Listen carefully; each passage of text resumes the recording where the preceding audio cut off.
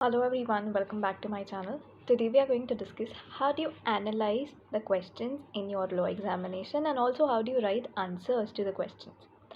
Also wait till the end, there's an important announcement waiting for you.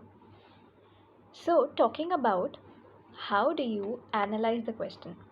I always suggest that whenever you read the question, read the required part first so that you know what is the question asking.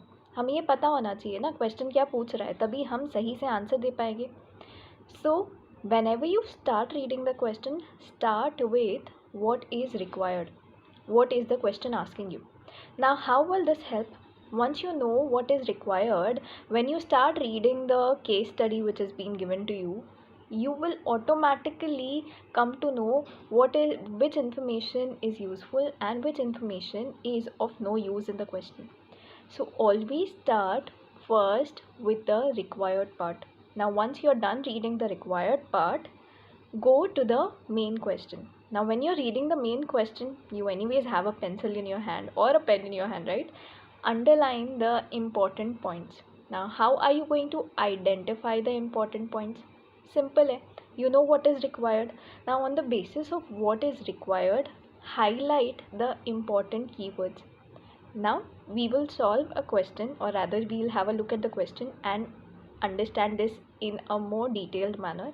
But for now, just understand that whenever you are reading the question, you have to underline the important points which you are going to use in order to write the answer to the question. So first चीज़ क्या करेंगे? First start with the required part. Second, when you are reading the question, underline the important terms, or rather the important information which you will use in order to answer the question. So these are the two main things which you should be doing when you are analyzing a question. Now you don't have a lot of time in your examination, so वहाँ पे आप बहुत सारा time waste नहीं कर सकते in reading the same question again and again. Now what happens when you start reading the question first before reading the required part is, जब हम क्वेश्चन से ही स्टार्ट कर देते हैं तब हम क्वेश्चन बार बार पढ़ते रहते हैं and we lose upon time. So I would suggest start reading the question with the required part first and then go to the case study. I'm not saying do not read the entire question. You have to read the entire question, only then you will be able to answer the question, right? So first understand what is the question asking. पूछ क्या रहा है, question को answer में आपको क्या लिखना है. Understand what is required and उसके बाद go to the case study and highlight or underline the important information which you are going to use to answer your question.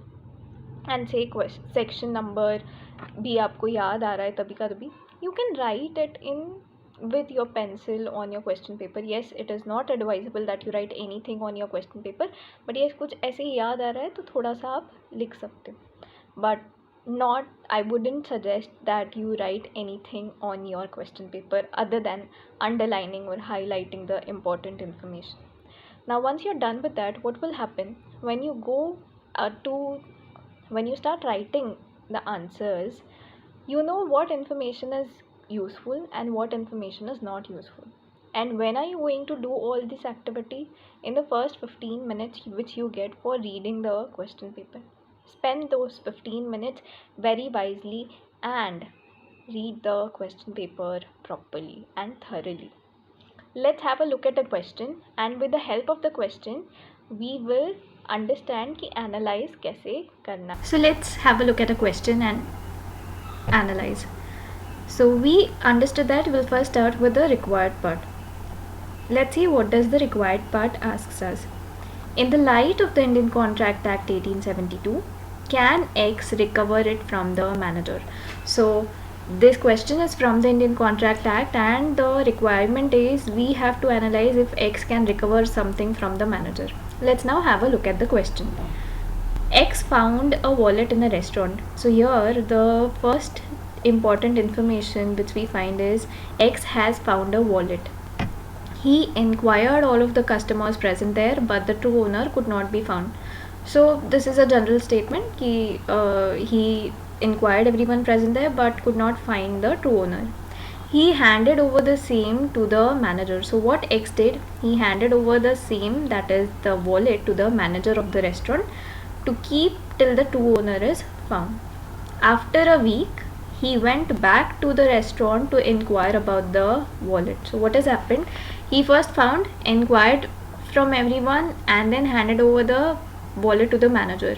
After a week, he goes there back to the restaurant again to inquire about the wallet.